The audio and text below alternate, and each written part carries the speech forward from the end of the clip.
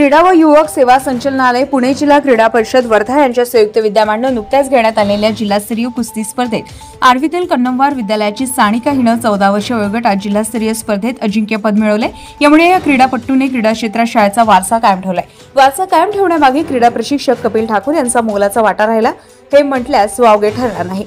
कन्नमवार शाळा ही शहरी भागात असून सुद्धा ग्रामीण भागातील विद्यार्थ्यांकरता व खेळाडूकरिता वरदान ठरली आहे। ग्रामीण भागातील विद्यार्थ्यांकरता वरदान ठरण्यामागे मोलाचा वाटा ज्यांनी शाळा सुरू करण्याकरता विशेष योगदान दिले ते महाराष्ट्राचे दुसरे मुख्यमंत्री दादासाहेब कन्नमवार व शाळेचे संस्थापक सचिव अण्णासाहेब गुंडेवार तसेच शाळेसाठी जागा दान देणारे ठाकूर उमराव सिंग यांना जाते।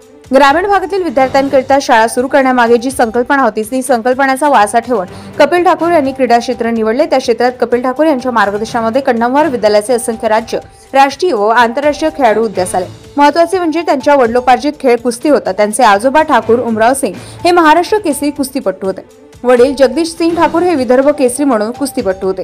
कुस्ती हा खेळ वडिलोपार्जित असल्यामुळे कपिल ठाकूर यांनी सानिकाला कुस्ती खेळात मार्गदर्शन केले। त्यांचा परिपाक म्हणून नुकत्याच झालेल्या कुस्ती स्पर्धेत सानिका राऊत हिने नेत्रदीपक यश संपादन केले।